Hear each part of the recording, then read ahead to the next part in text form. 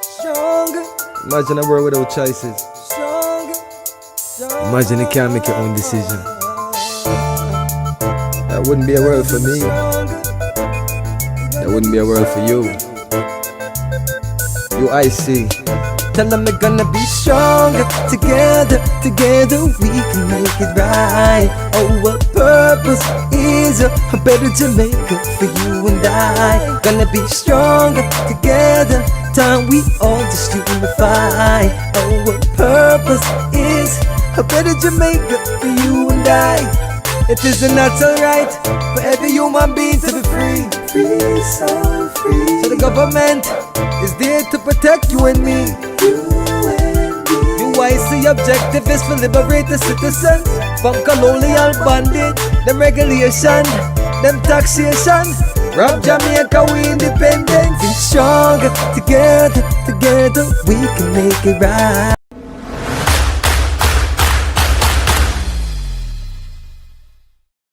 UIC Liberty TV. Change you can trust.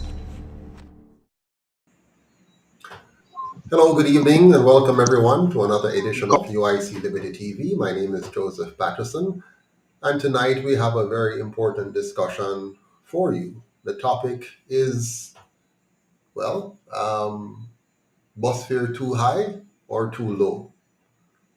Which is it?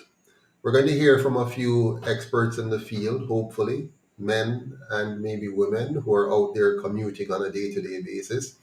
What are the challenges they face and what is the impact of the recent fare increases? We have to remember that there's always two sides to every story, or at least two, might be more.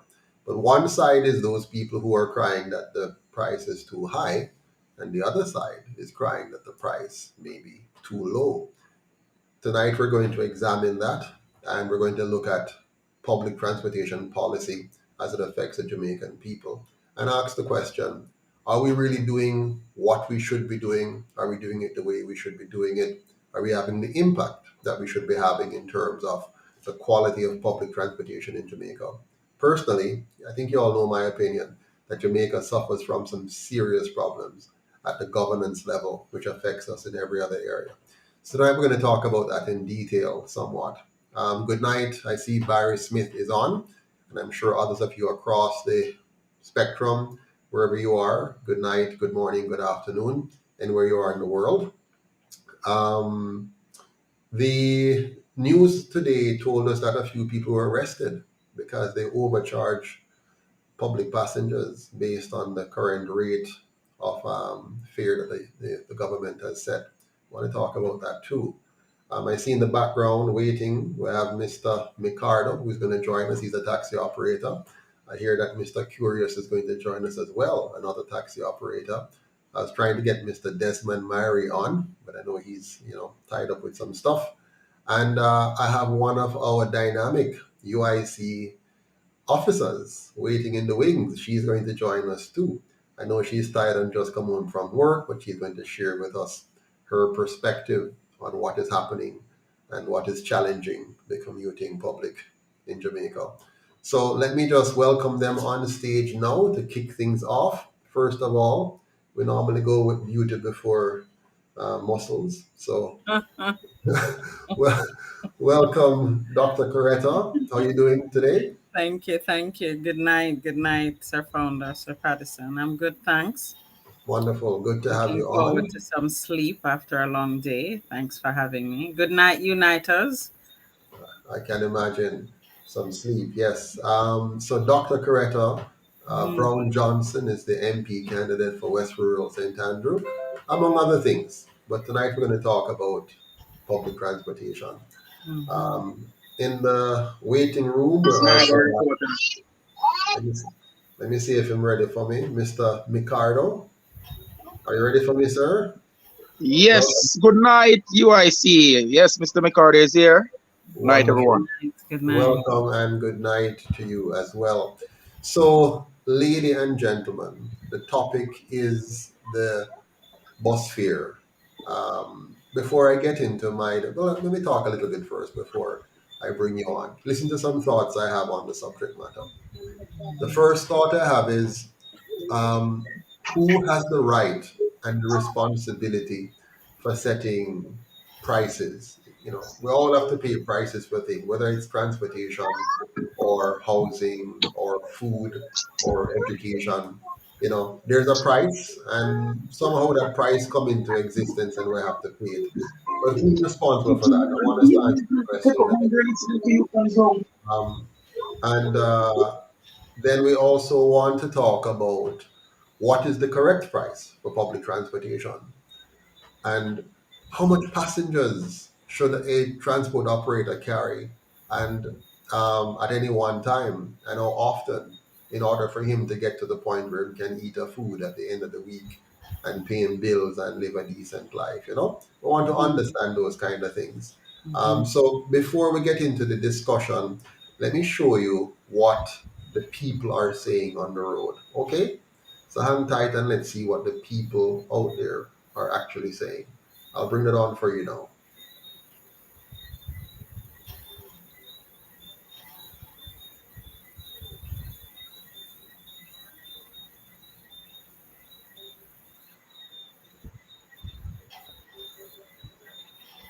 Now in the corporate area, some public passenger vehicle operators and commuters alike have described the fare increase as unfair and for different reasons. Jamila Maitland reports. Taxi operators at the Mandela Park in Halfway Tree looking at the Transport Authority's fare table published in the Jamaica Gleaner. For route taxi drivers here, they have not increased the fare. Notably, the fare is $130, but according to commuters, they've been charging $150 since 2021. Hackney driver Morgan carries commuters from Halfway Tree to the University of the West Indies. I just feel say fair charge a 2 bills and done. You see me? Right now, I 150 me I charge 6 years because they say if you charge more than them, I will lock you up and it will cost you 100 grand and rate take. The fare, according to the Transport Authority, is really $740, but he, like many other Hackney drivers, have been operating as route taxis. How them calculate the taxi fares that they use, like distance traveled and base rate and so. How you feel about that? None of that gonna use? Yeah, well, leave the part to them, let them do for them thing. Because you have your sign on the door now. Tell me what I want on the door. No, that's a message. Just leave the part to them. The operators, while welcoming the increase, say the rates are not justified based on the distance traveled. The drivers say come April, when the second phase become effective, they will be increasing their fares. And some of them say they won't be using the rubric by the Transport Authority. Drivers in Montego Bay St. James are calling for the rubric used to calculate the fare to be revisited. 16 kilometers go to Hilton and 20 go to Spot Valley. Fare if you go to Hilton, them charge $230. You understand me I say to you? If you go to Spot Valley now, the man them put you at $250. You get me I say to you? So I say, boy, if you do extra 4 kilometers, man them give you 20 to do extra 4 kilometers. Me not think that right. That is very much unfair. Unfair, it's also how the commuters feel. Ms. Wheeler revealed that although the authority indicated that $250 is the fare from Falmouth to Montego Bay, drivers are charging their own rate. It's $300 at nights. $260. I yesterday in the day pay $250. So they need to regulate it. And what about the children in uniform, the disabled and senior citizens who are supposed to pay half price? It's hard.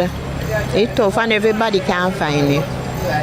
Not true. Especially elderly people them. The next phase of the fare increase will take effect on April 1, 2024. Jamila Maitland. All right, welcome back, panel. Good to see you, Mr. Desmond Myrie. Big up yourself. Let's dig into it. What are your thoughts? What are your reactions to the news and the impact it is having so far? Let's begin with Mr. McCardle. Give us your thoughts, sir. All right, I think this situation goes beyond even the commuters and the taxi operators. You know, this is something that the government needs to fix on a whole, because I am not gonna be like the government. Even if the fare increase, I don't want it, because guess what? I think that's too much pressure on the commuters. the fare increase, and all my other fellow co-workers have vouched and said they don't want the increase, just as what some of them just said on the interview a while ago. Because when you look at minimum wage and what people get in at the end of the week, it's not fair to them, and they cannot manage. So until we see where people are getting a substantial salary, then we can consider say we're gonna accept a certain amount of fare increase. But for now, I remain with the same fare that is there, which is 150. So it's 150. 150 is the fare right now. Yeah, 150. And how much are they telling you to charge now? What's the new price? All right, the new price it varies, you know. It varies. In some places, it's one. It go to 160. Come again? In your area that you apply, what is the price now? The new price and the old price? Okay, the new price brings it from 150 to 160 thereabout. 160 thereabout. That's when they calculate it. That's what they get. Some people saying 180, but I don't see that maths out correctly. But Transport Authority say it's 155 to 160. So it seems themselves don't know the exact rate themselves. It's a bit confusing. Okay. It's confusing. But you and your fellows have taken the position that you are not going to take the increase because of the pressure it's going to bring on the consuming public, who you don't think are being compensated adequately to absorb that kind of increase. Exactly. Okay, I understand. Now, how much did minimum wage go up by?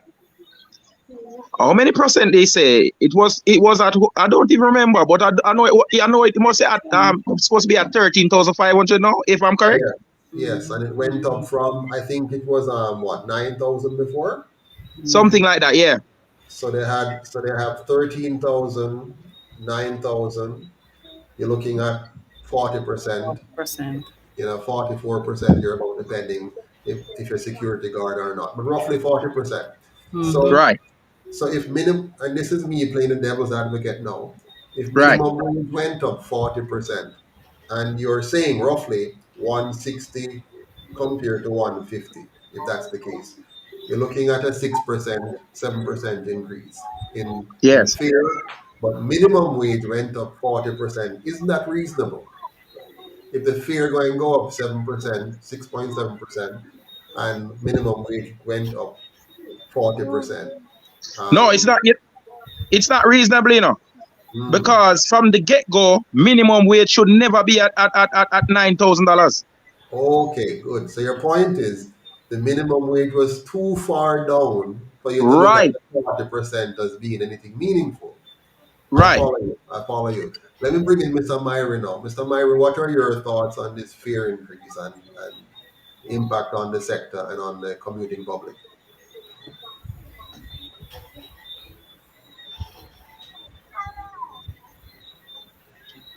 So Myrie? I'm not hearing you. All right, go ahead, Dr. Coretta. Let me hear your thoughts while we wait for Mr. Myrie to find his mic.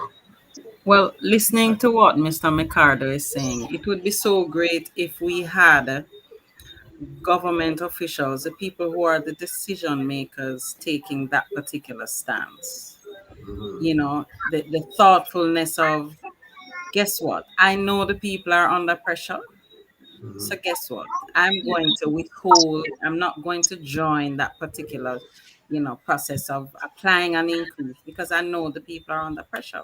So if at this level, Mr. McCarter, as a taximan plying his own route, as a Jamaican, can think like that, I have to wonder what are we thinking at the higher levels when certain decisions like that are being made. That's one. And two, the nature, it just sounds dysregulated and disorganized.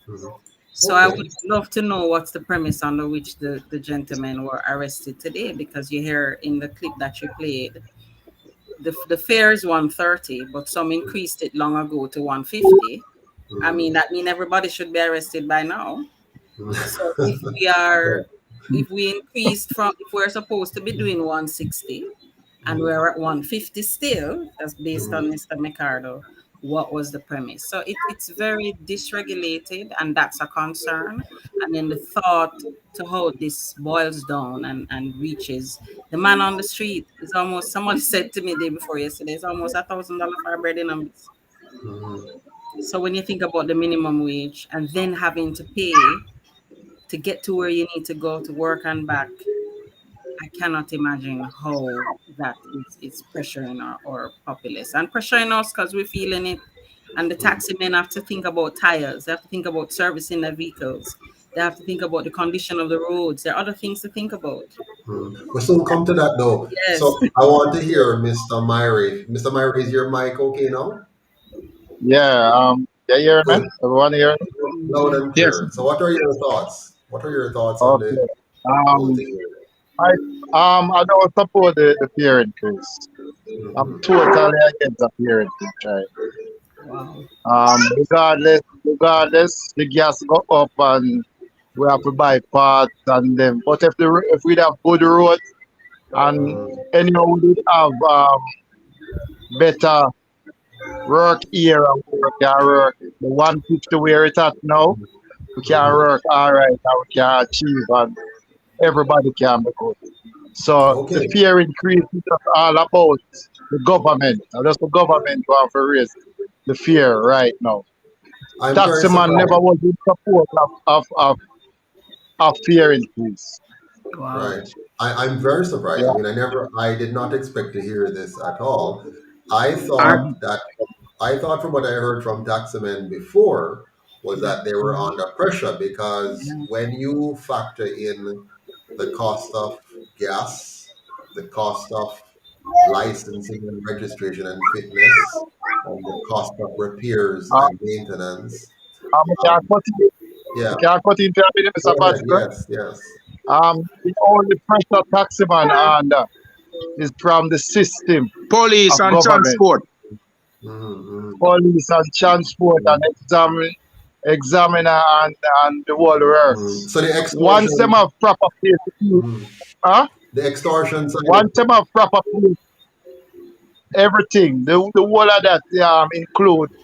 Once we have proper work area, the 150 where it at, we can go there and work and achieve what we want to achieve. Trust me. Okay. Well, I must tell you, I'm surprised to hear that because I thought I heard something different from the taxi operators. But let's work with that. So when it comes on to setting prices, to set price for transportation, how does that get set? How does anybody decide what is the amount that is affordable, that is reasonable, that's going to cause the operator to be able to live a decent, dignified life, and for the commuters to be able to get to work and do what they have to do, and the burden of transportation not be onerous for them? Who sets that and who determines that? Who decides on the price? The government supposed to set it about. I mean, it have to have a balance whereby you have taxi operator involved in the negotiation as well, because at the same time, when time you are raising, remember me have children going to school, me have other family member who's taking taxi and all of them things.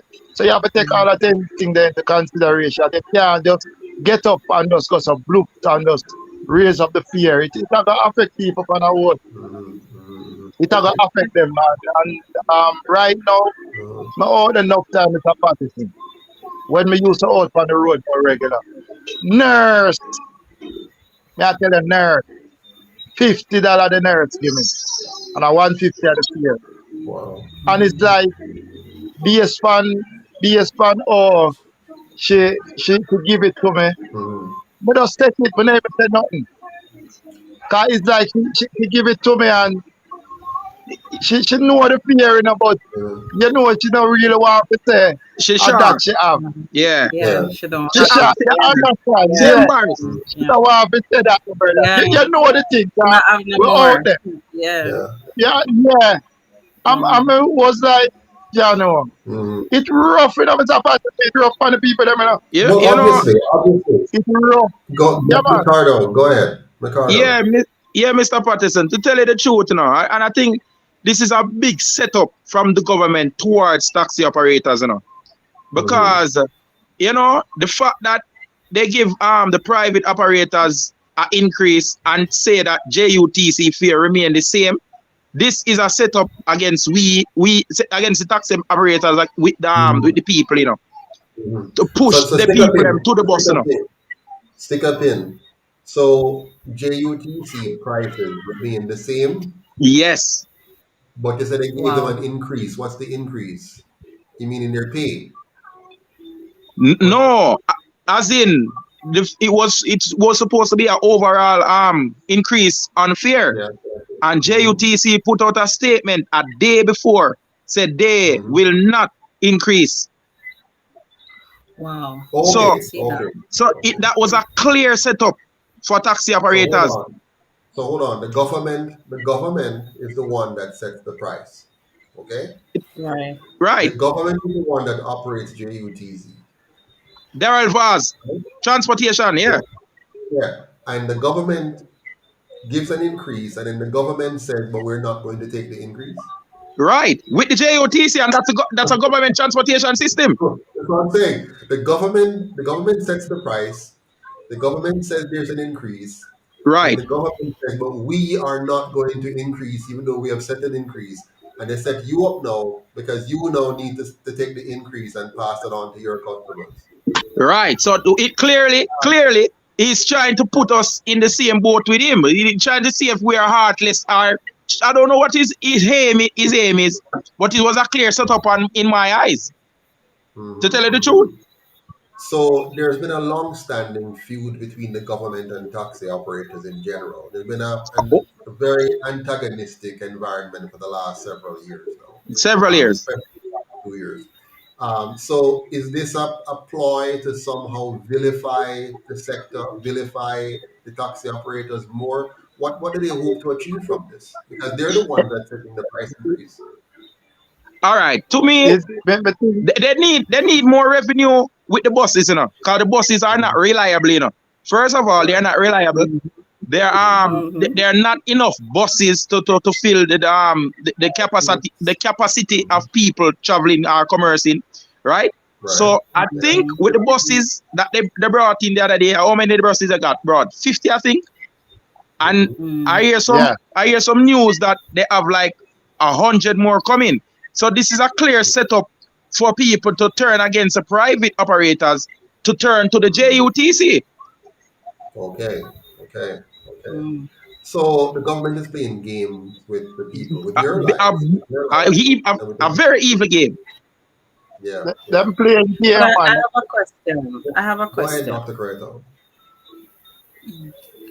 Before the increase happened, it seemed it was reported as if the sector, because you hear the sector, have been crying for this increase, asking for this increase. That's a lie. So, that's a lie. We never asked for an increase. We didn't ask for no increase.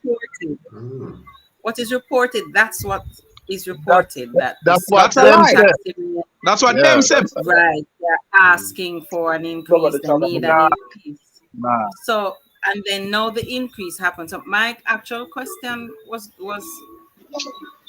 if you are operating in the sense that you are now deciding that you're not doing that to your fellow Jamaicans, adding more pressure, what does there's an umbrella of taxi men, there's a coalition, there's a type of union.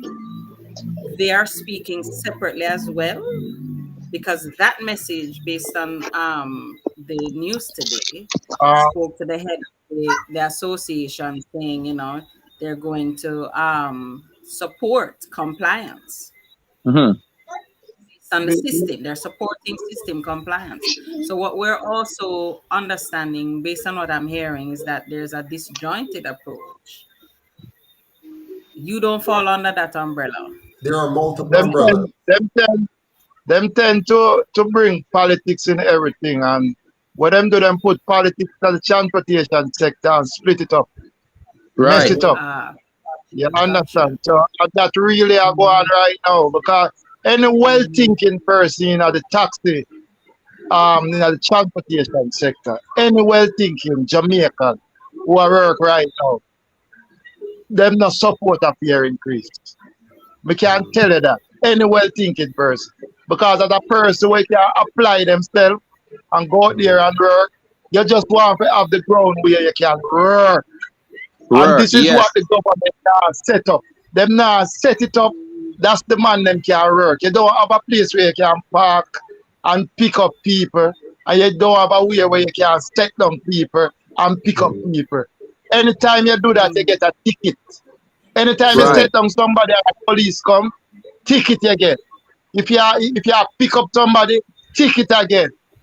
This is what is going on. This is what facing the taxi man them out there. And that are the pressure where the taxi man them are underneath. The next thing to Mr. Myrie, you see, majority of the routes them are not given to us is a bus route and the bus route, and what they do, they give us the road license called Acme carriage, which is like they give us with one hand and take away back with two hands. Because the Acme carriage is not a road carriage. It is a chartered vehicle. Right? So at any moment, a police can seize a vehicle because they're gonna tell you that you're running contrary to your road license. But usually what we do now, we have to spend money, get a lawyer to prove that is not contrary. Because guess what? The road license states you can operate Kingston, St. Andrew, and St. Catherine. But it's not a route. I wonder if you're getting what I'm saying, Mr. Pattis. It's not a route. So it's like they give you a blight and a little leeway.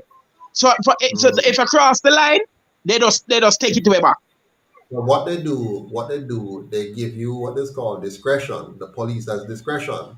So so they make the law unclear, the rules unclear. And then a discretion which allows the police now to extort you.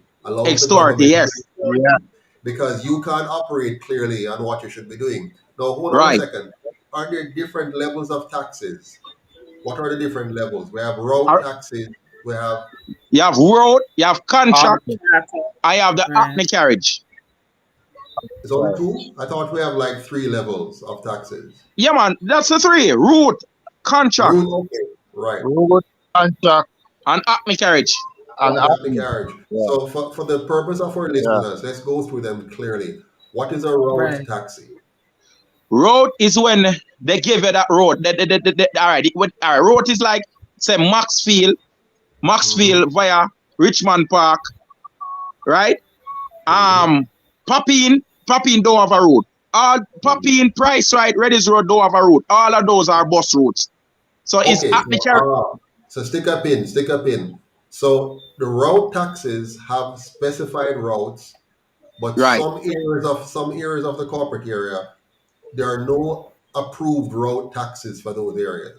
They don't approve those routes. They leave it for the bus. But they give it the Acme carriage now, which is just like if you call it now, like a little blind for it to operate there, but it's not really fully legal.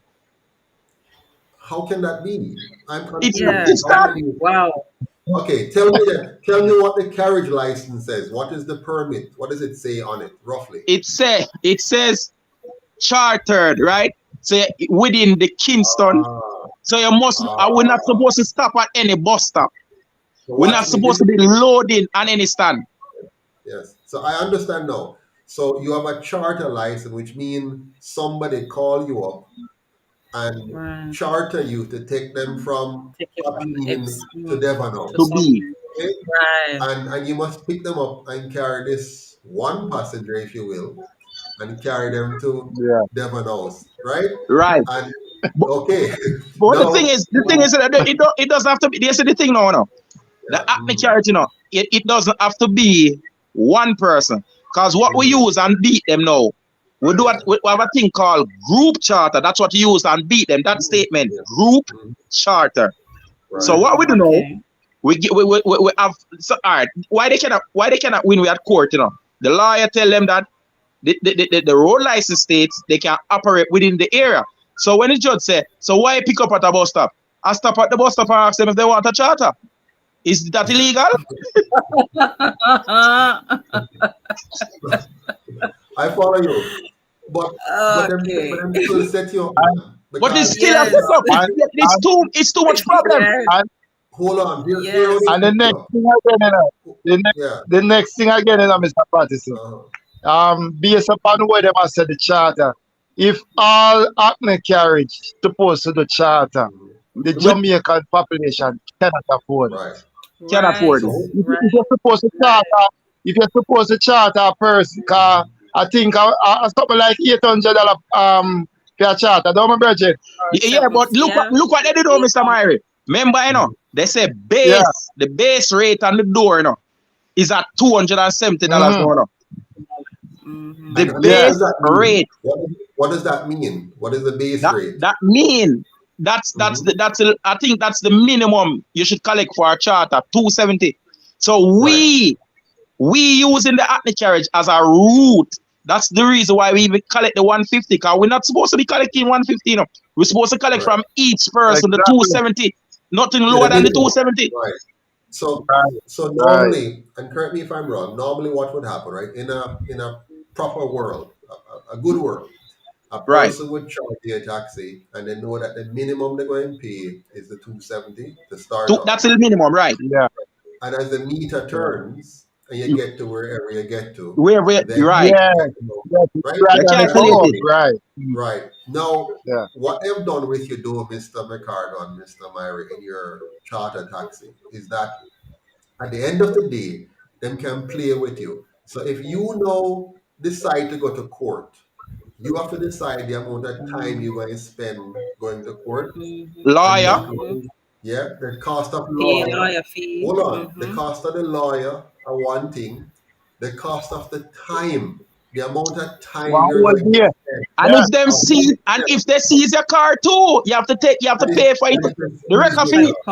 You understand? Wow. So the truth is, they really have the handle and you have the blade. Because not many of you can afford to pursue the legal avenue. The cost of pursuing the legal avenue is, so what they do now, they use discretion. How much you might tie the noose around their neck. So let's say they decide they're going to take a money off of 10% of you this month and take a money off 20% of you next month and whatever. And so you understand me? Because if I'm going to take all of you, if they take all of you, the system going to pop down. Right. So they're not come and strangle all of you one time. They're going to strangle some of you. So they strangle some over here, so strangle some over strangle some over there. Right. Yes. So at no time at all can you sleep comfortably. You can't sleep comfortable. You can't operate comfortably. You understand me? And so what happens, we end up with that stress being reflected in the transportation system. Exactly. It's no express. And then they say, oh, no bad. They say, no, a bad driver, a bad people. But the system is designed to bring out the worst in the operators. Right. Yeah, because you're going to feel squeezed all day. All day. You're driving and you just feel stressed. Can I stop here? Can I stop here, so? Yeah. It's like when you think about just Red Hills Road alone, with what you just described, Red Hills Road alone has pockets and areas with taxis by Kentucky, by different areas when you're driving, and then you're saying that you're really not supposed to be there. Not supposed to be there. You have to. Wow. So the bottom line is, so the road taxis, those who have a route, they run that route. That's fine. That's one thing. The acne carriage is our route fillers. I call them route fillers. Right. The acne carriage, what they do, they now go on the bus route. Right. As well. Route fillers. Okay? And they try to fill out the problem that has been created by inadequate supply of buses. Right. And all of that. and they try to fit the gap in and suffer the consequences. Because the government refused to give us the hot routes. Those are the hot routes. Yeah, man. So they're playing games there. No, that's the Wow. acne carriage. Now the other one called charter. How does that Contract. fit in? Contract, right? Contract, How does that fit yes. in? Contract now is like you have to have a contract with a big company, and things have to be written. It has to be under contract. Okay, so do they get a route as well? What happened with those? No, man. Contract is like when I get that, you have to end up able to sign up to a company to bring the workers a contract. Any company you have to be like bring workers, yeah. Okay, so that one is not a problem. It's a very private operating system. Yeah, it's much more private, yeah. Yeah, meeting the needs of a specific employer, a specific company, no problem. So the real issue now is road taxi and carriage. And acne carriage, yeah. What are some of the problems now for the road taxi? The ones who have a route. The roads are sometimes easy to get, when you apply for it by transport. But as what I said, the road that they are giving you are roads that it's very slow. No people don't traverse there. They're going to give some roads at Timbuktu when nobody not down there. Okay, I got you. So what they do? So hold on. This is very corrupt. So yes, it's really. So our politicians can manipulate the process and say, okay, when I like you want a road, say a road here. Take that out of Timbuktu. Yeah. Right? You see, it's like, all right. The hottest road I see what they have, the legal road, is the Maxfield Richmond Park Road. That is the closest to what we would call a hot route. But the real hot routes are the Reddills Road route, the Papine route, and those routes, which they refuse to give us route for. They give you the Maxfield, the Padmore up in the hill, and Eltham View, Garden Pen, and them route. Those are routes. So when you go in, nobody traversing really. Go ahead, Dr. Corretto. No, meaning nobody's going from there because those are hot centers where people have to move around to go to work and right, get from one place to the next. So then if you get a route in, let us say in Woy, and they see you down in Half a Tree already, so this is where they can prosecute. Yes. That's contrary to your road license, and that's $30,000 to $40,000 to get back a car. And they can use discretion there too, right? No, they're not going to use no discretion with the contrary. Okay. Require your car immediately. And the thing is this, everybody, they say once them balance the thing with a partisan, because if it was a UIC in a power, I know say if it is set the right way, if you have a UIC government in place, everybody can work and achieve them goal. Easy. Them just make it difficult for everybody can earn. You see, our system of governance is about special interest people eating our food. That's the way we design our system. So everything we're doing, it's about how we can thief something out of it. It's not about how do we set a system that benefits the broader society, everyone in an equitable way. They don't do that. But I have a question for you concerning this acne carriage and this road taxi. For when you go for your license, do you have to choose one or the other for the vehicle? Explain yourself a little more clearly. As in, go for which license? The road license? No. Let's say I have a vehicle and I decide to become a taxi operator. When I go to participate in the process, do I have to select? Okay, I want to be a road taxi or I want to be an acne carriage. No man, you can decide, But here's the other trick. What I Mr. Mary, remember explain this to him. Yeah. Here's the other trick. Here's the other trick with acne carriage. You see, because it's the sliced bread of all road license, it only opens every 10 years. Which one? It only opens every 10 years. The acne carriage. Please make it make sense, Mr. McCardo. Make it make sense. No. All right, let me make it more clearer. You cannot go down there if they don't open it. All right, so here's Wow. let me rephrase it for you. Every 10 Wow. years, I say we are prepared to offer some acne carriage. Acme carriage, because what they call it? It is a Hail Mary of the road license. So everybody wants the acne carriage. Right, but guess what? Right. So what about people who? All right. So like now, or let us say as of today, October 20th, Yeah. 2023. All the you were to assume that all the Hackney carriage persons who do that they're all legal now, because it's not going to happen again until another 10 years. Another 10 years, eh? They open it. I got mine when they opened it in 2018.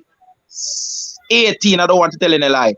And you know when it opened before that? I think it was like 2008 or 7 or something like that. Wow. Amazing. So if you go by the transport, yeah. You know what is interesting for me as I'm listening to you? I am sure the regular commuter has no clue. They just want to get from one place to the next. Right. So they have no clue that this is what is going on behind the scenes. I'm here learning too. I never understand. You drive past, you see the taxis. You know, if I have to take a taxi, it's usually you go from, I have to get somewhere. So maybe I'm not going to take a route taxi. But to just understand this web that is going on behind the scenes. A lot of stress and pressure and navigation, like you have to of corruption. doing a dance, like corruption, man. It's a source. You see, when you Mary, 1 second. If you're in a company, you want a thief. If you're in a company and you want a thief in the company, I'll tell you a secret. Any company you want a thief money in, make sure it is confusing and complicated. Look here, right?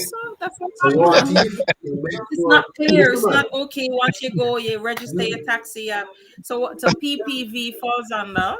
Help me out here. PPV, public passenger vehicle. Right, so you all have to have a PPV license. On the license, yes. For the Hackney, for the contract, for all of them. Right. But there are other thing that you require, which is called a badge. That's another additive thing that you have to have. And that's a they made that complicated. The badge right now. The badge. Let me tell you the dilemma we have faced the taxman them right now. Most of the taxman them have ticket. And without you having a ticket, you cannot get a badge because you cannot you have to get a police record. So basically all taxmen are illegal right now. Yeah. Because them do have a badge. Most of them. God. So they've created regulations that does not help but hinders. Regulation that creates corruption opportunities. To keep making money. Absolutely. Wait, man. So the write-off for the tickets the other day, that never helped at all. No. Write-off with the you know where the one put you right 18. No man, that never done. Pay off your ticket and you clear your record. You know that did not help. All right, not to stray from the point. I'm going to a quick 20-second look at story. You know, I've been operating for the past year and a half without a driver's license. Wow, you shouldn't say that on public. No, I have my driver's license now, but I was just giving a story now. Guess what happened? And it's not because of I didn't want to pay the tickets or whatever. All right, the last amnesty, I had a few tickets, right? I had like about 70 tickets, and I paid all of them in amnesty. I paid $100,000 to the government, right? After that, now I was ticket free, so I end up have like 10 more after that now. But it started from some police putting wrong dates on the ticket, and you know you have some police who don't have discretion. Or you have good police, you have bad police. You know that already, right? So I end up having 10 extra tickets. But this is it now, Mr. Patterson. I lost my driver's license. Listen, this is good enough, right? I lost my wallet with my driver's license in it. So when I went to the tax office to renew my driver's license, they just implemented the law that if the license is lost, you cannot get it without you paying your outstanding tickets. If you have the actual license, license and it expire, you can renew your license. So here what happened to me the license lost and then it expired. Because when I went to the tax office, they said I have to pay the 10 tickets. And here the next thing that caught me now. I couldn't pay the tickets because guess what? When I went by the courthouse and get the printout and get it stamped, they say I have to wait on a phone call. I say I have my money now. Can you please give me a date? They said no. Wait till we call you. So I must sit at my home and wait till they reach my number to call me. So I was in a limbo for over a year and a half. And I wanted to pay my tickets. And by the way, what you're expressing happens to tons of Jamaicans who are not even taxi drivers. Yes, it's not just taxi motorists. I got a ticket, and I went to the court and spent the entire day at court, only to find out when I got up to the front, they said, "Oh, we can't find anything for you on the system. We'll call you." 3 years later, I got no call. 3 years later, I lost my license and I couldn't find it. And I went there and said, "Oh, you have an outstanding ticket. We cannot give you a replacement license unless you clear up this ticket." How do I clear it up? You need to go to the court in Black River. So I go to the court in Black River. They said, "No, you need to go to the court in Maypen." And that is the kind of runaround. No, it's them to call me. For 3 years, them to call me. They couldn't find my records. They didn't call me, but I must suffer because of their ineptitude and their incompetence and their failed system. And that's how they treat the entire Jamaican population. Yes. Suffer in every shape and form for their inadequacy, for their inefficiencies, for their incompetence, or for their lack of attention to detail or inability to plan and manage and organize. We, the citizens, pay the price daily. But let me ask you something. How long should it take a government to figure out a public transportation system? How long should it take them? Because it's 80 years now, the two of them in office. 80 years. Are you telling me that over 80 years, they have not figured out how to fix a public transportation system? Over 80 years in government, more than 80 years in politics. When they took over Jamaica from the white man in 1962, there's a bus system here called JOS bus system, which I used to take for 5 cents to go from Washington Boulevard, bottom Mullins Road, up to Dunrobin Avenue to go to school. And it used to come on time every time at the same bus stop every morning, and I get to school on time and back and forth. That was JOS back in the 1970s. Today, we can't even do that anymore. So over 80 years, we have declined and depreciated. We can't manage anything. We can't manage our airports. We can't manage our train stations. We can't manage our airport, public service. We have to sell out JPS. So what is it? How do we continue to put up with these guys for 80 years when they can't seem to manage anything at all? Help me to understand that, Dr. Creator. Because people, when you have to get about your daily life, and that's a part of it. It's so challenging. It gets so challenging. You have to go out there and look for the bread.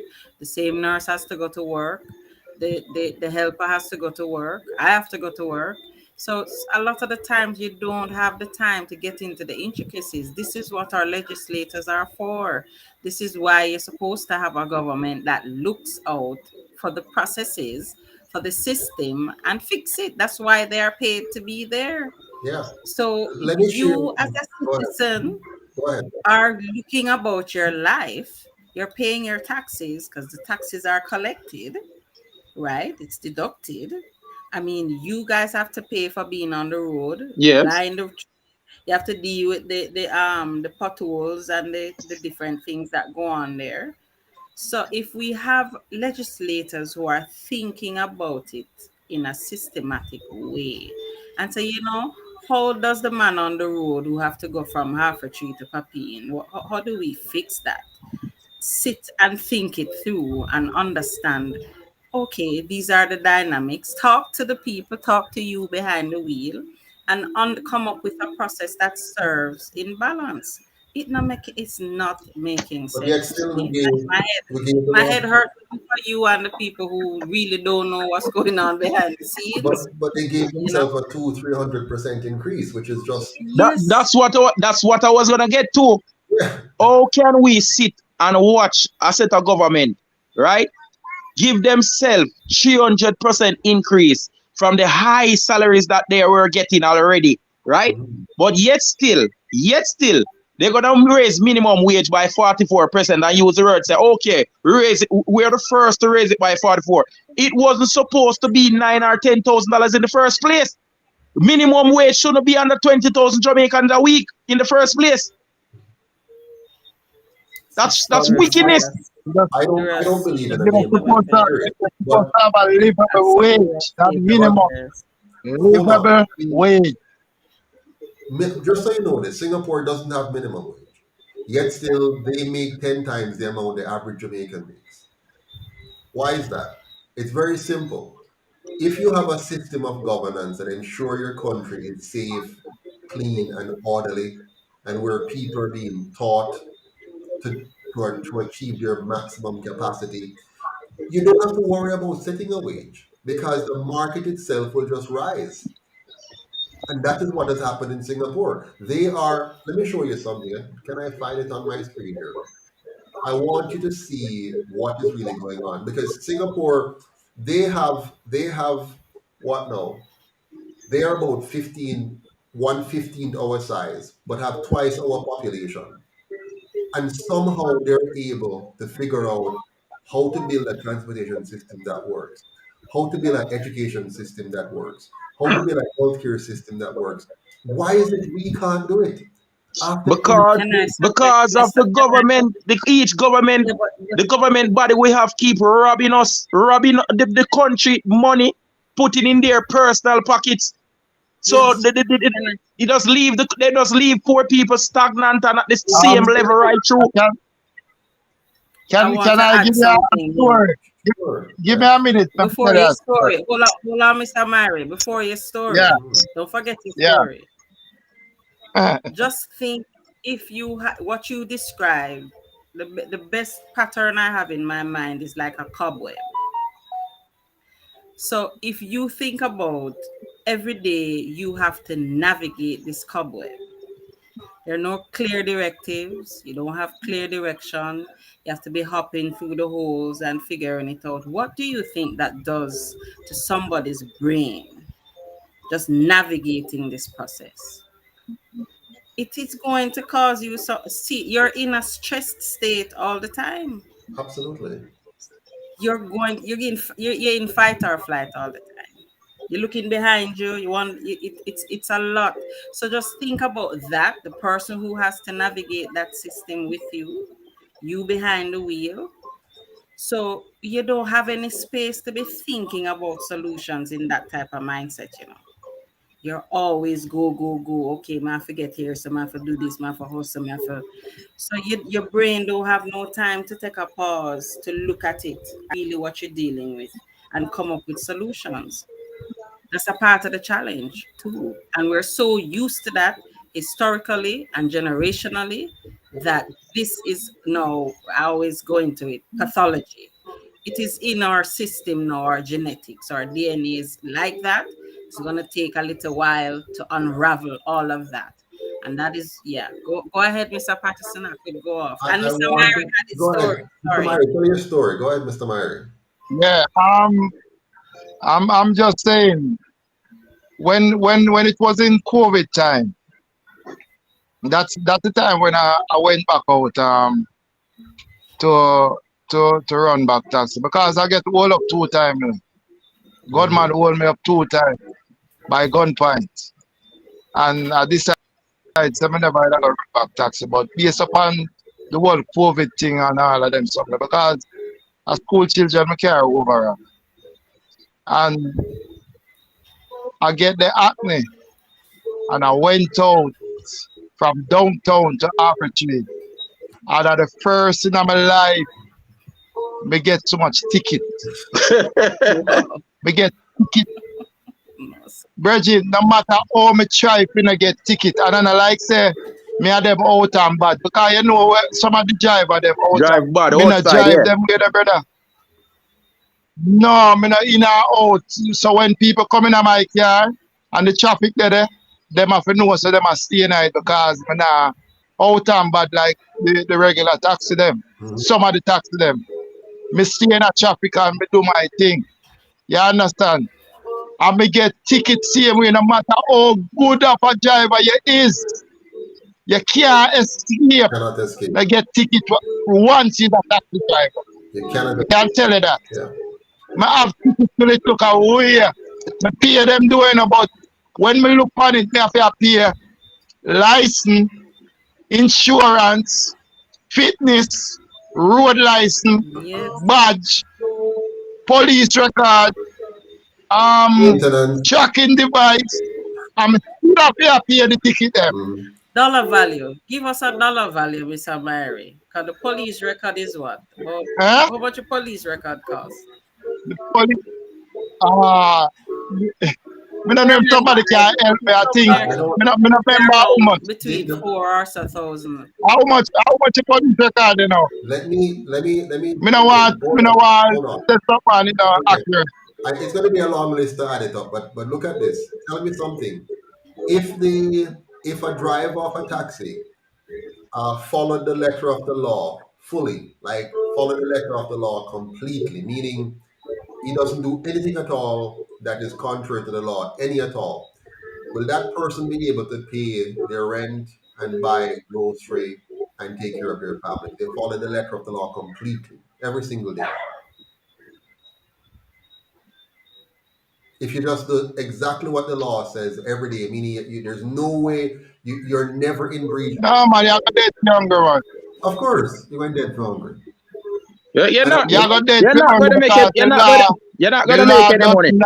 Exactly, because by what remember, you have to repair your shocks, you have to repair your tires, you have to deal with the gas, all the other costs that you talked about, the import duty on your vehicle, man, the loan you have to pay back. When you add up all of that, I know with certainty that no taximan can operate decently and politely and orderly and consistently every single day and obey every single detail of the letter of the law and come anywhere close to even breaking even. I know that. I'm an accountant. I'm a businessman. And I look and I fully understand. I looked at going into the industry myself. I went and examined and checked out the cost and whatever. And when I look at all the factors, doesn't make sense. It don't make sense at all. I mean, it's sufferation at no, but watch me now. I want to sufferation at the highest. Yeah, man. I want to share with you this now. I want people to look at this little chart here that I'm going to show. I don't know As if you do that, we can hail up some people in the chat, Mr. Patterson. Yes, man. Lady VP Powell joined us earlier. I'm not sure if she's still on. We have Ann Gore, Roy and Spicy Jamaican. We have Mr. Forbes. We have Jamaica Avenue asking questions about the UIC. Yes, we'll be there, but we can give those details later. So just hail up to everybody in the chat. Go ahead, Mr. Patterson. Thank you so much. Let me see if I can make the screen a little bit bigger for you to see. I'm going to take you off screen, all of you, so we can get the full screen. I want you to see some figures here. I want you to understand what we are in what we're doing in Jamaica here. I don't know if I can do this properly. Let me do it this way. Great, that might work. All right. What you're looking on screen here is a comparison between Jamaica and Singapore. And the reason I am showing you this is because it is very, very relevant, very, very relevant for you to understand these numbers. So we're looking at the quality of life comparison between Jamaica and Singapore on this chart. I hope you can see it clearly here on screen. Why am I going to compare Jamaica and Singapore? Is because both countries got independence around the same time. We 1962, they 1965. Both countries were colonies of England. So England had both countries under their thumb for a number of years.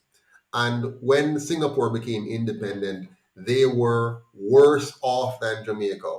They were worse off economically.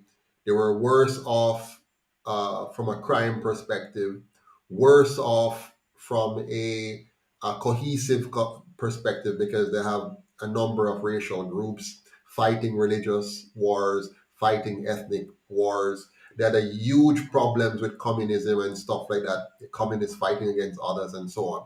So a big problem there. And they used 30 years to go from 25 years to go from a third world country to a first world country, 25 years.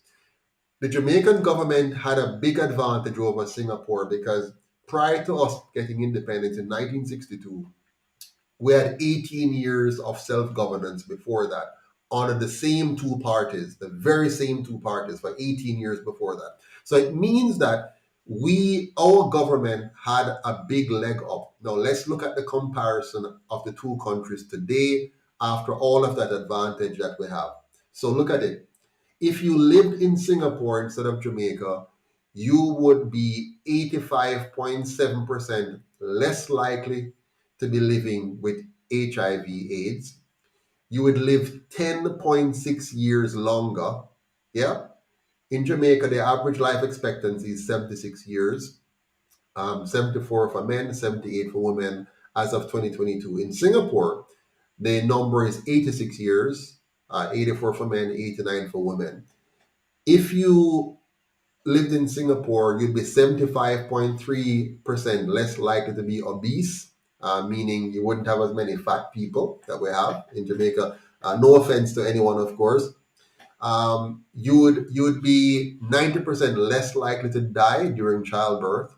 You'd be 86.1% less likely to die during infancy. You would have fewer children. That's a negative, so to speak.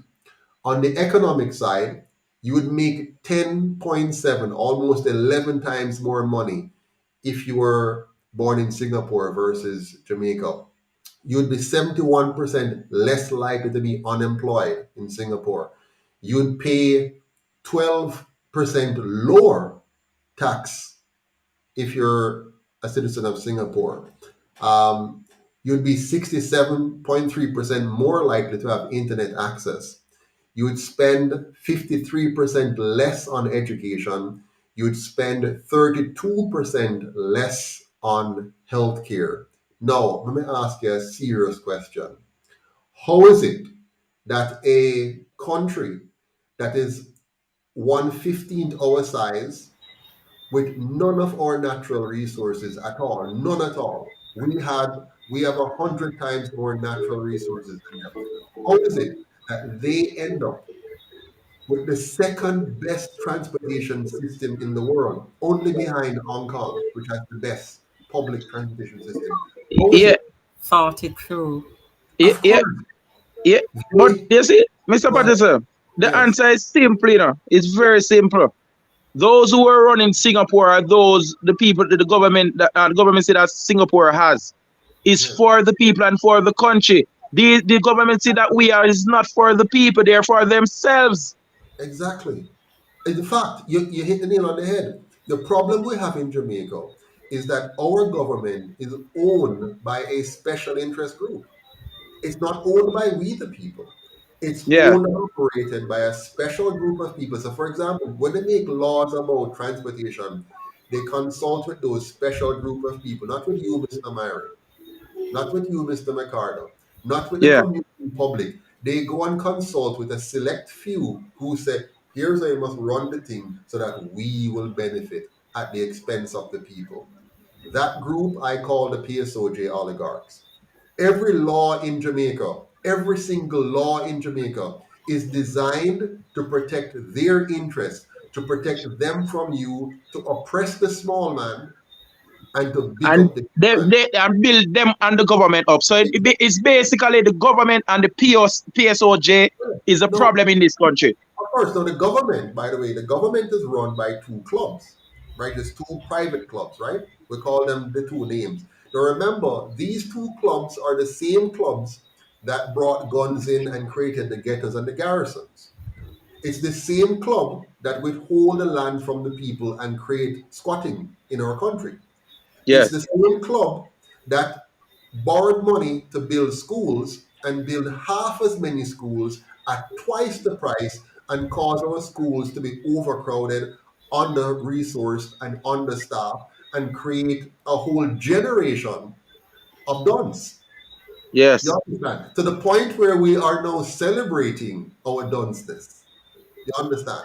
So the problem we have in Jamaica is that we have allowed, me and you, all the way now, we have allowed two clubs, two gangs to run our country into the ground to the benefit of a select few that we call the PSOJ Oligarchs, and they will continue to do that as long as we allow them. So, Mr. Myrie, how do we change that? It's gonna be very hard to By change it getting up. rid of both of them and support the UIC. Very simple. Absolutely Both simple. simple ABC. Very simple. And You see, get involved in the UIC, the volunteer, difference between donate, the all of that. UIC and any other political party in the history of Jamaica since Marcus Garvey is that we are the People's Party, meaning we are owned, funded, and controlled by the people. If the people want to take back their country, all they have to do is to step up to the plate and own the UIC. Can you imagine, Mr. Micardo, if every one of your UIC candidates were not in the pocket of anybody in the special interest group called the PSOJ Oligarchs or any outside forces? You know, some of these outside forces, they operate subtly in Jamaica. They come here under the guise of various international names, and they have sessions and invite us to these sessions, and they give us food, nice us Right. up, put us Yeah. in nice halls and hotels, Of Yeah. workshops. brainwash we and get us to implement policies that destroy our agriculture, destroy our boys, destroy our girls, destroy our health, and they tell us they're giving us AIDS and grant. AIDS indeed. And they destroy us. And because we're so licky and fool and decide that we're not going to pay attention to what is really happening, because anybody come and say they're going to give us something, we just get excited and clap and want the freeness, as opposed to saying, what will this do to my country? What Yes. is this doing to my people? And so Jamaica is always on the begging end of the stick. Cuba has been under an embargo for more than 60 years. The US has embargoed them for more than 60 years, and yet still we still have to get handout even from Cuba. Something wrong with the picture there. How is it a country which is under embargo is able to give us something? We should be giving them something. You're We right. can't, Exactly. Yep. Yep. we can't help Cuba, except we can help Haiti if we comply with what the colonial masters come and tell us. If they come and say, go do this, we do it. We cannot, of our own volition, have a plan and a policy to liberate our Caribbean brothers and sisters. We simply become puppets for the colonial masters in everything that they want us to do. If they say inject all your people, our government say yes. If they say wipe out our farmers with GMO seeds, our government say yes. If they say inject all of our girls with vaccines that may or may not be good for them, our government say yes. We don't have a government which is of the people, by the people, or for the people. We have a government which is of the colonial masters and by the PSOJ and for the PSOJ. So how did Singapore, if Singapore independent, how did they withstand or cut those strings from the puppet string to be? Politicians, they sent them to Excellent prison. question. Excellent How did question. they cut loose from that? So the first thing the Singapore leader did, Mr. Lee Kuan Yew, he was extremely diplomatic. So if you read the book From Third World to First World, what he did was to let the colonial leaders think that he's working with them when he was working for his people. I'll give you an example. You might recall in the 1970s, Jamaica got very animated about the Cold War and the non-aligned movement and getting involved with Castro and communism and all that kind of stuff, right? Yeah. what the leader of Singapore did then was to simply say, we're here to trade with everybody, not taking any sides. You want to trade with us, we'll trade with you. We're not going to get involved in your problems, whatever. And they focus on building their country. Our leaders who thought that it was best to beat their chests and say all kind of stuff and get into a fight they cannot win. You cannot have a cockroach winning in a phone fight. It's just impossible. So what you have to do is make sure you are diplomatic and you're wise in how you go about your relations. So Lee Kuan Yew focused on his people. Number one, he said we're going to have a corrupt-free government. We're going to make sure that any one of we get caught in the most minute of corruption, go and nip it in the bud. And he sacrificed a few of his men, right? His best friend got involved in corruption slightly, and he paid the price instantly, right? Wow. So the people said, "Oh, so them serious." So in Singapore, they now have a culture. It's like we have a culture of scamming and corruption. They have a Yeah. culture anti-scamming and anti-corruption because of the government, the leadership. So that's number one. Number two, apart from corruption, he then said we need to make sure that Singapore is one of the safest places on earth to live in and do business. So they zeroed in on creating a very secure environment. The police is well trained, well paid, and highly regarded in the society in Singapore, and they're a part of the infrastructure at the community level. The police in Singapore, they look for problems. They wake Yes. up in the morning and go out there and look. So they nip it before it happens as best as possible. Then they also got the people to respect and honor and love their police officers so they can work well together. So that was number two. Remember, corruption number one, security number two. Number three is so simple, it's unbelievable. He said, let's make sure that Singapore is one of the cleanest and most beautiful places on the planet. So he went on a campaign called Clean and Green, where every inch of Singapore must be clean and green. They must have, if you build a house or build a building, you fit in the environment, the physical, the trees, the plants, the shrubs, the grass, the flora, fauna, the water, the fish. It took them 2 years and clean a murky, dirty waterfront and made it beautiful for the people. So now you Yeah. lift the spirits of the people. You lift the esteem of the people. They start to see themselves differently, not dirty like us, because our leaders are dirty and make a dirty environment, the mind becomes dirty. In Singapore, the reverse was true. The leaders made a clean Singapore, a very pretty Singapore, a very beautiful Singapore. The mind of the people are elevated, their energy level, their esteem is elevated. So remember, corruption gone, security is no problem, the place is clean. Number four, he says, public order.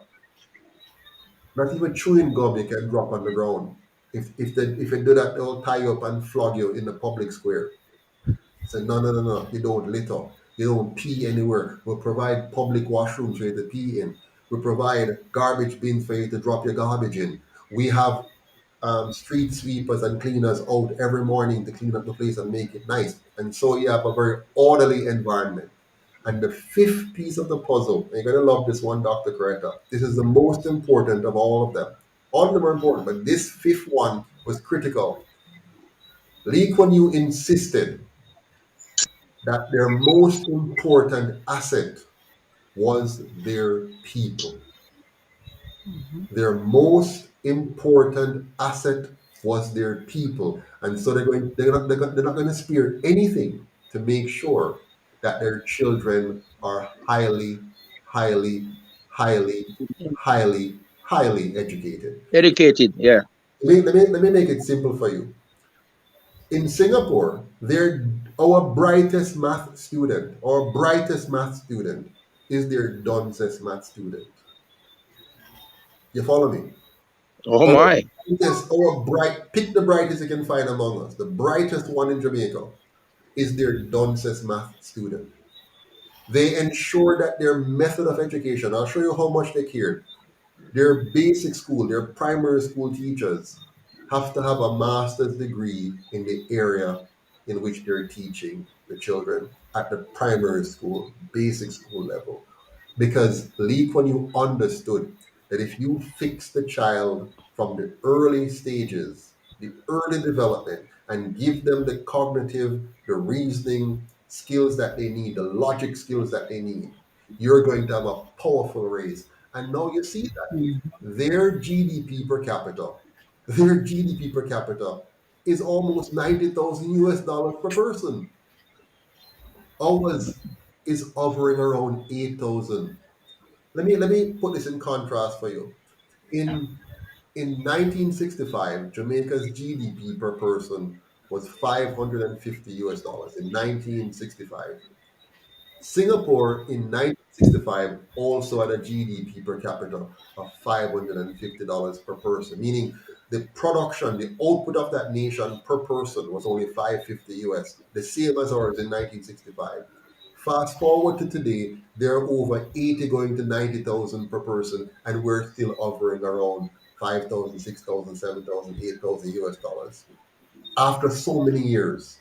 Why? Because they invested in their people. They invested in an environment that cultivated and empowered people. They created a safe environment that you can plan and organize your life with confidence. How many of you can plan and decide to build a business with confidence? Me know we can't be. It's difficult. Every time I'm trying to plan, the first thing, how do I deal with the security issue? How do I deal with the staffing? The kind of do we have the kind of people, the caliber of persons with the integrity, with the work ethics, with the understanding that I can trust them with certain key areas. Even in building this party, it has been difficult because you take somebody who are very right it upstairs and give them a position and find out later on that it's a serious problem because they might have psychological problems, they might have interpersonal problems, they might even have some serious competency problems. And when they can't perform at the level, they resort now to destruction. They will mash up the entire thing because they cannot perform in the way they should. And because they can't deal with that, they decide, let me destroy the person who I feel is showing up my incompetence. You follow me? So we have a serious problem here because we have a human deficit in Jamaica. The people are good enough. The people want to do well, but they don't have a government which is drawing them up, which is pulling them up. They have a government which is pushing them down, a government which is oppressing them. If you make the life hard for the taxman, if you make the life hard for the man who sells on the street, if you make the life hard for the man where try to build him small business, what you left with? Criminals. And that's our greatest production in this country. We produce criminals en masse. And when I said, don't get me wrong, we're not talking about the worst kind of criminals, because they make all of the criminals. If you live in a corrupt society, jumping through you're a hoops. criminal. Because how do you survive? If you know, say, if you go to court, it might take you how long and cost you. Oh my God, how we can escape this now? Yeah, absolutely. You don't pay a bribe to kind of escape it. You do anything. Because you know, so listen, if I can't go run the taxi, we're going to be off the road for 2-3 days for this foolishness. Might as well be paying a little 3,500. And you're paying a little 3,500 or 5,000, guess what? Them win. When you pay it, them win. So if 20,000 taxi driver pay 5,000 every month, them win. A big windfall. Now you deep down feel grieved. You feel hurt. And sometimes that hurt comes out in various ways on the road.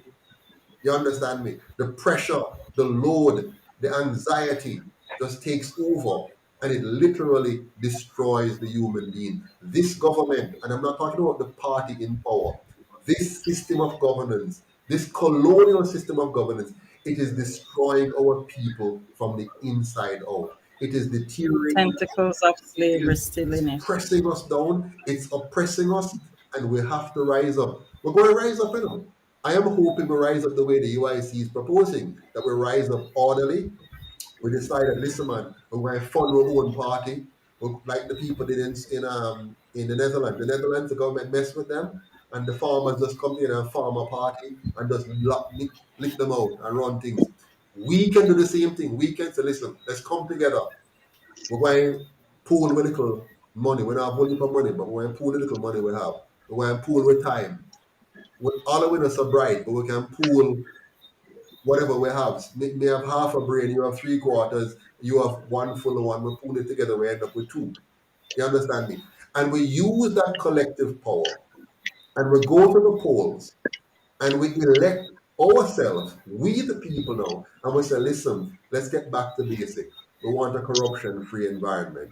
We want a safe environment. We want a clean environment. We want an orderly environment. And we want a country that puts people first and invests in our people, that builds our people as our most important asset. And if we do that, we can rescue Jamaica and transform and even surpass Singapore over the next 15, 20 years. And don't be fooled. Anybody who tell you them can do it in a 1 year, a foolish system I talk about. We can make substantial changes in 1 year. We can do many things, but we have to work over a period of time to undo 80 years of damage plus another 300 to 400 of slavery. When you pack on the 360 years of slavery we suffer, plus the 80 years of these two parties, it's massive mental damage done to our people. It's not going to be fixed overnight. What we can fix overnight is structures and systems, and it will start to guide everybody in the right direction, and we can fix the immediate problems. But it's going to be a long, tedious, painful, but very rewarding process of bringing our people from where they are now to where we should have been some 50 years ago. Closing. And not just talk, Yeah. not just talk, I mean, actively in your daily lives, in our daily lives, because there's also a process of disempowerment that goes along with that. We hear Mr. Patterson speak. We know sometimes what can happen, but we don't feel empowered to be able to do anything about it. So, you know, you hear the thing that, yeah, I just a go on, you know, I just a go on with the thing because I saw the thing said. Set in. But you understand that it can actually change. And when you say that to somebody, they look at you like, you know, have you thought about you can actually impact this process? You actually have rights within this process. You actually can have a voice. You can hold your legislators accountable. You know, sometimes when you talk like that, people look like you're like, what you talk? You can actually do that. And it takes an understanding that it takes a system like the UIC. And I say the UIC because I know the other two systems very well, or the system that came out of each other, because they're really one system. And in that sense, if you understand really what we're dealing with in Jamaica, the type of people, the history, the colonial tentacles, there's a way of undoing that, but we can't look at it in the abstract. You have to take it in and apply it. So people in the diaspora who you left here because, you know, to make a better life, and you probably, you know, you have done well.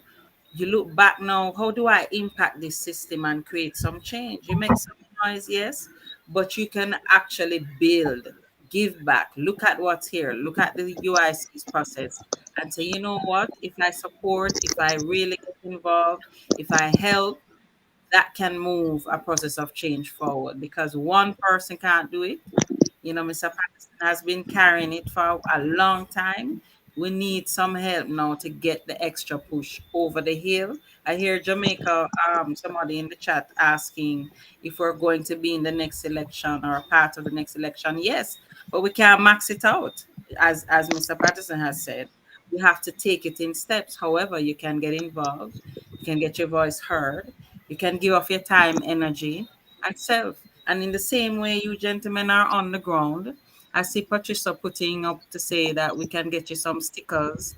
It's the conversations, you know, it's you in your own daily lives, understanding that, you know what, just like Mr. Myrie said, I don't have to be bad out like the rest of them.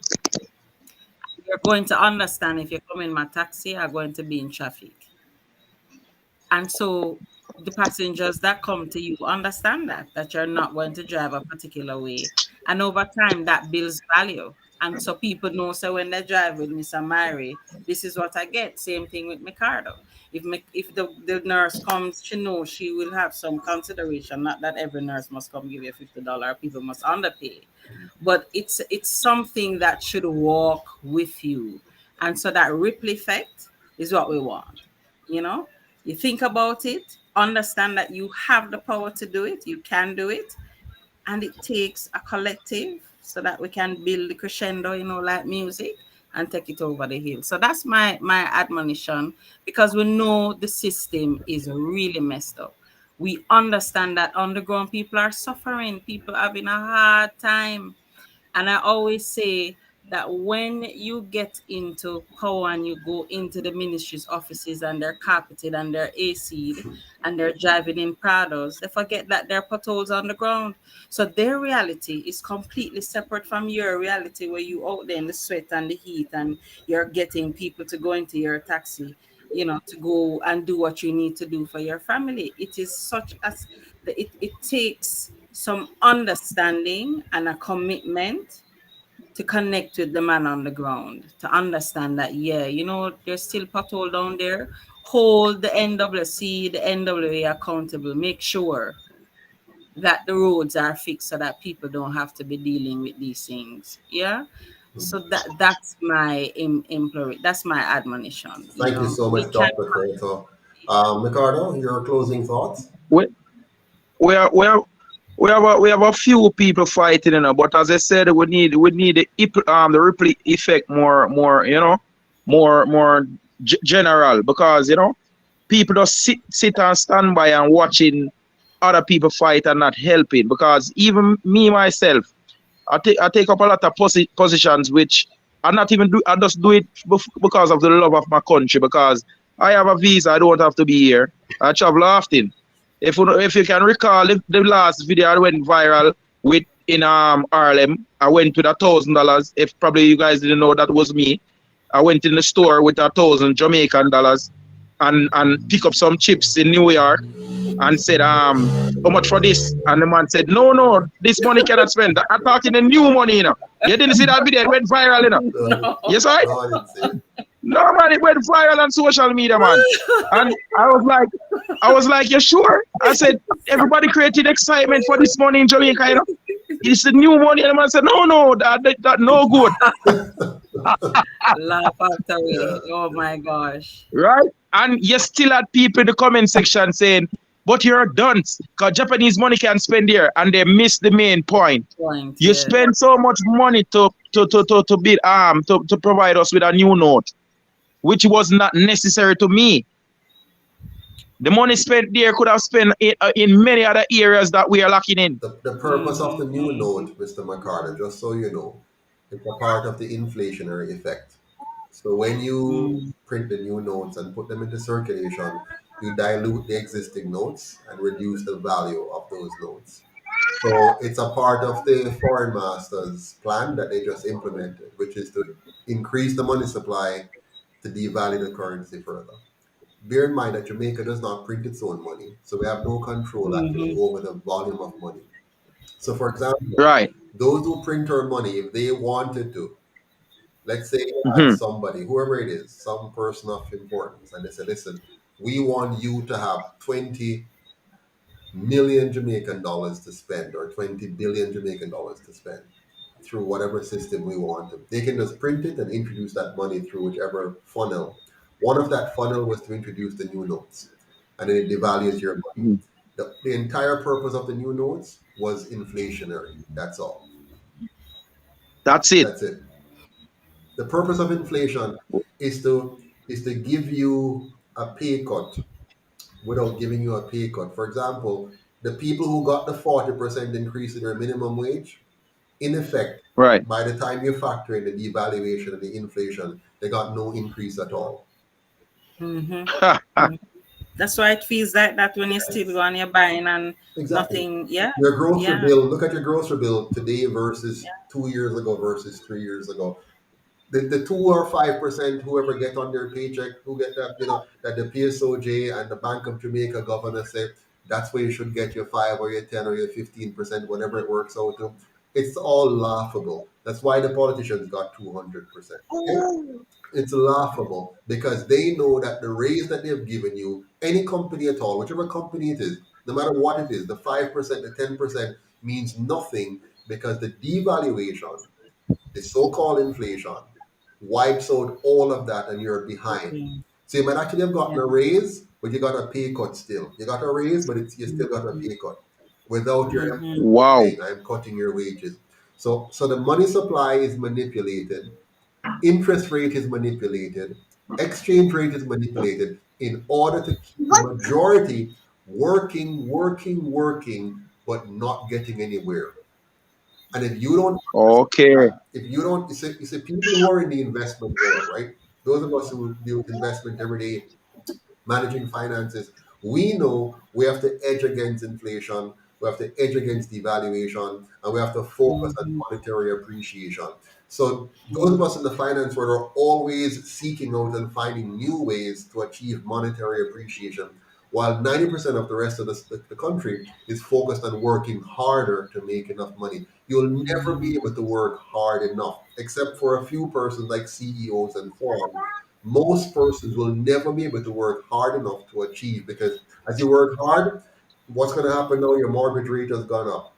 So you renew your Yeah. mortgage, you had a 5-year mortgage, and you were hoping to pay it off in 25 years. Now you have to take out a renewal that pushes it up another 5 to 10 years. Many people not pay off their mortgage until they're well into their 60s, and sometimes never. Many people die and never pay it off. The system is designed for that. And if you don't understand it, it kills you. And even if you do understand it and don't know how to do something about it, it kills you. It's like you're a rabbit running very fast, faster and faster, but going But not getting nowhere. yeah, until you finally drop down and dead.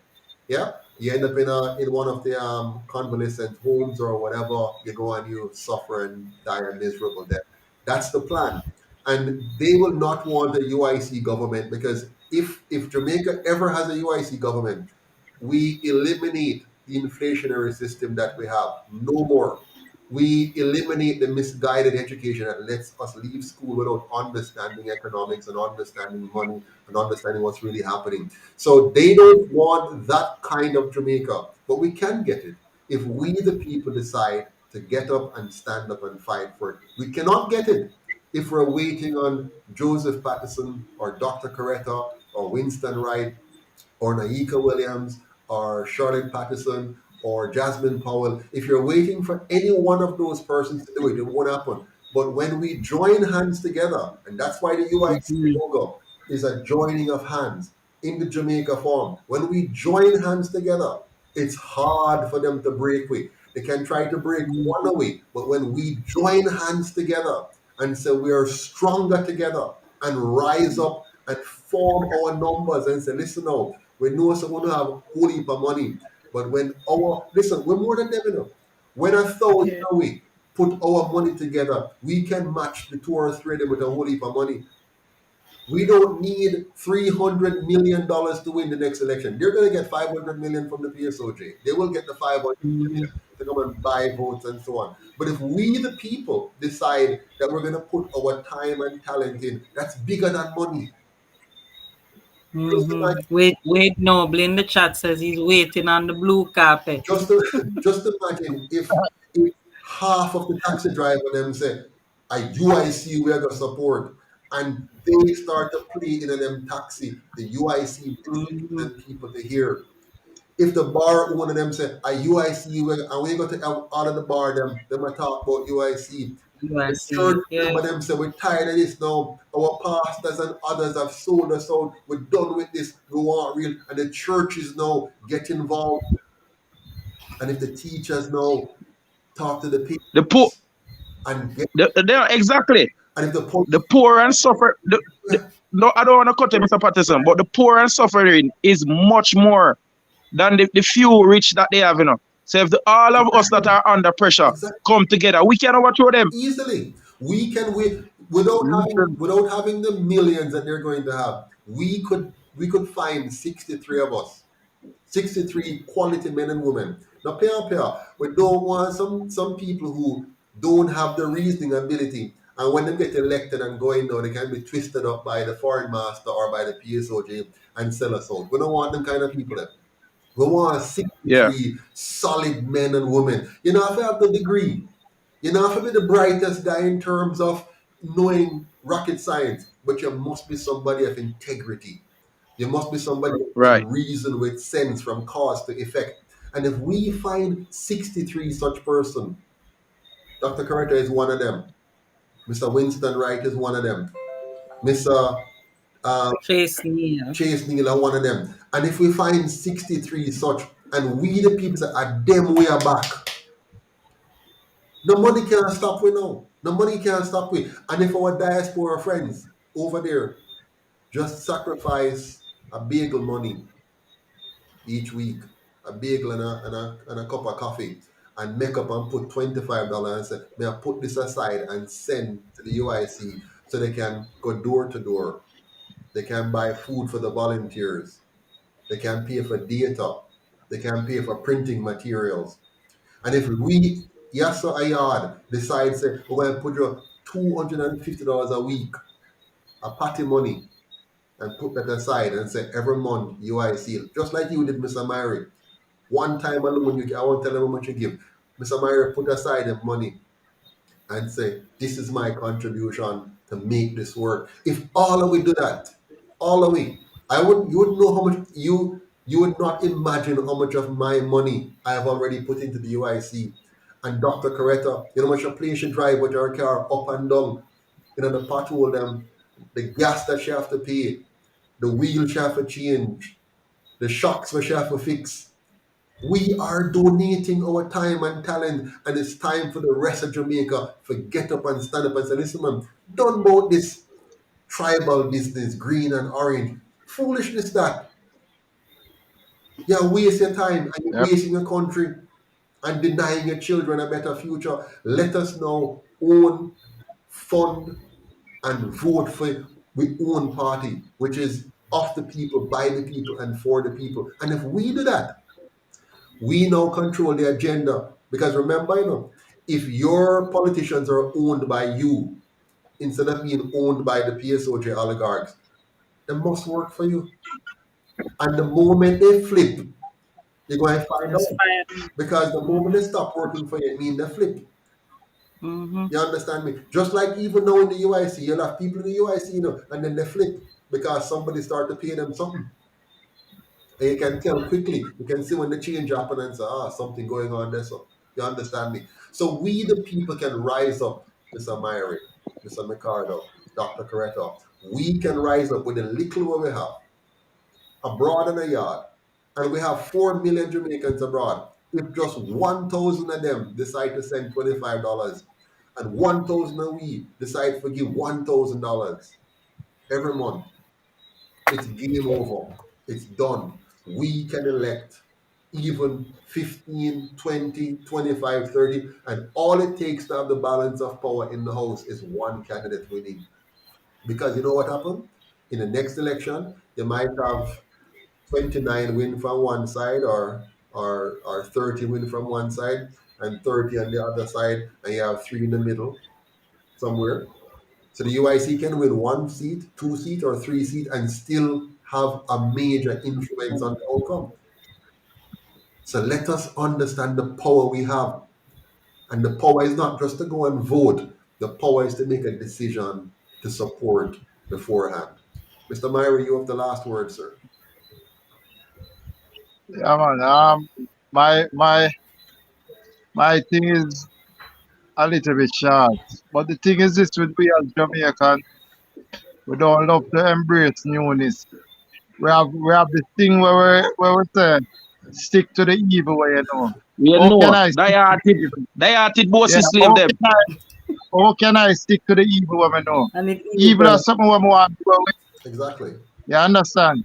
So Jamaican people, may I speak, I'm talking to you right now.